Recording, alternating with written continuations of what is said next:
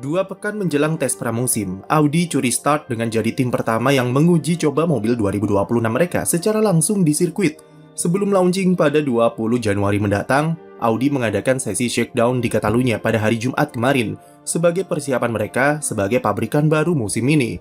Sesi shakedown tersebut berjalan secara tertutup, di mana Nico Hülkenberg dan Gabriel Bortoleto mendapatkan kesempatan istimewa untuk jajal 200 km pertama dari mobil Audi 2026. Tujuan dari shakedown tersebut adalah sebagai penjajakan perdana dari mesin Audi sebagai pabrikan debutan untuk validasi dan kalibrasi komponen-komponen mesin yang sudah mereka kembangkan. Tim tentunya juga mencari masalah dan kekurangan apa saja dari tes yang mereka jalani di Catalunya untuk kemudian diperbaiki jelang tes pramusim nanti. Meski tes berjalan dalam kondisi jauh dari ideal dengan suhu yang dingin, kabar positifnya adalah baik Hülkenberg ataupun Bortoleto tidak mengalami masalah serius dan semua sistem serta operasional dari power unit Audi berjalan tanpa hambatan. Audi bisa cukup puas dengan hasil shakedown karena secara power unit mereka memiliki fondasi yang positif sebagai pabrikan baru dan berhasil dapatkan data-data yang krusial untuk pengembangan lanjutan setelah ini. Dari aspek sasis, apa yang kita lihat sekilas di Barcelona kemarin bukanlah sasis sebenarnya dari mobil R26 yang akan dipakai musim ini. Audi hanya memakai mobil sasis yang masih sangat basic dan masih terdapat beberapa komponen dari mobil Sauber musim lalu di sana. Mobil ini diyakini merupakan spek pramusim dan akan kembali dipakai di tes pertama yang berlangsung tertutup pada 26-30 Januari mendatang. Sebelum sasis aslinya akan diperlihatkan pada tes di Bahrain. Audi akan sepenuhnya fokus ke uji coba mesin, terutama perihal reliabilitas dan manajemen energi yang akan sangat krusial di regulasi baru 2026. Pabrikan Jerman ini juga sudah menyiapkan strategi untuk memaksimalkan persiapan mereka sebelum debut di GP Australia nanti. Audi akan memakai mesin dengan spek yang dikhususkan untuk pramusim saja selama 3 kali tes sampai bulan Februari nanti, guna memaksimalkan uji coba reliabilitas serta pengumpulan data sebanyak mungkin. Di saat yang bersamaan, Audi juga tengah mempersiapkan mesin sebenarnya yang akan mereka pakai mulai GP Australia dan akan memanfaatkan semua data yang didapat di tes pramusim untuk mengembangkan mesin itu sebelum debut. Hal itu karena deadline masa homologasi untuk musim 2026 dari FIA adalah pada tanggal 1 Maret mendatang atau setelah tes pramusim ketiga. Audi memanfaatkan waktu tersebut untuk mempersiapkan 2 spek mesin supaya persiapannya lebih matang.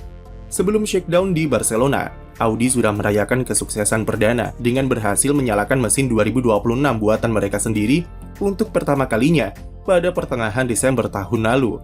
Sempat dikabarkan alami beberapa kendala serta adanya proses kalibrasi tambahan di simulator, tapi itu tidak menghambat seberapa signifikan progres Audi dalam 3 bulan terakhir, terutama semenjak Mattia Binotto semakin terlibat di dalam proses development. Optimisme sedikit demi sedikit mulai dirasakan oleh Audi.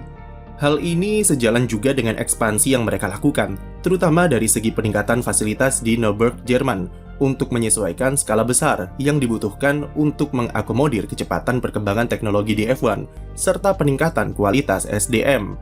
PR terbesar Audi selain dari development power unit adalah proses integrasinya dengan sasis yang merupakan salah satu privilege dari tim pabrikan.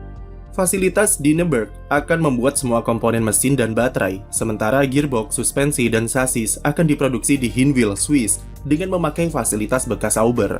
Proses integrasi ini sangatlah penting, karena akan menentukan bagaimana efisiensi panas mesin, serta manajemen energi baterainya nanti seperti apa, dengan tuntutan elektrifikasi yang begitu tinggi di regulasi 2026. Peran Mattia Binotto akan sangat besar di dalam proses integrasi tersebut, karena selain sebagai pemimpin dalam proyek teknisnya, Binotto juga bertugas lakukan ekspansi terhadap keseluruhan proyek Audi F1, supaya tim bisa mengatasi tantangan besar sebagai pabrikan. Dari pengalamannya di Ferrari, setidaknya Binotto paham soal apa saja yang Audi butuhkan supaya lebih matang sebagai tim pabrikan. Dari segi persiapan, Audi dan Binotto jelas mempunyai rencana jangka panjang yang jelas untuk proyek F1 mereka, setidaknya untuk 5 tahun ke depan seperti apa. Dalam 5 tahun, mereka berambisi untuk bisa kompetitif, yang dibagi menjadi 3 tahun masa pembangunan fondasi dan 2 tahun untuk konsolidasi. Secara finansial, meskipun perusahaan Audi sedang diterpa kesulitan keuangan di tengah serbuan mobil listrik, namun kedatangan Qatar merupakan nafas lega bagi proyek F1 mereka dan uang bukanlah perkara lagi untuk saat ini. Sponsor-sponsor besar seperti Adidas, Castrol, dan Revolut juga sudah bisa mereka gaet. Dari sini bisa dibilang jika Audi punya faktor fundamental yang bagus untuk bisa sustain di dunia F1 selama 5 tahun ke depan, atau paling tidak selama satu siklus regulasi. Tapi sebelum jauh-jauh berbicara target jangka panjang, fokus Audi paling prioritas adalah eksekusi musim debutnya dengan sebaik mungkin. Jujur saja, tidak ada ekspektasi apa-apa soal bagaimana kiprah Audi di 2026 nanti sebagai pabrikan baru. Dan melihat sebelum ini mereka adalah Sauber, yang cuma bisa berkutat di papan tengah saja. Bisa dipahami jika Audi mungkin tidak akan langsung kompetitif, dan bakal berproses secara perlahan, sambil membangun fondasi tim untuk lebih kuat. Target realistis adalah mesin tidak harus jadi yang paling kuat, namun bare minimumnya adalah reliabilitasnya bagus atau tahan banting. Bahkan bukan cuma bagi Audi, namun semua pabrikan mungkin punya target yang sama untuk awal-awal regulasi 2026. Tapi jelas bagi pabrikan yang baru menjajal musim pertamanya di F1, minimal tidak seperti kasus Honda di 2015 mungkin merupakan sebuah prestasi yang oke. Ada beberapa faktor yang kami cukup percaya jika kiprah Audi musim ini tidak akan seperti Honda ketika comeback ke F1 bersama McLaren di era hybrid.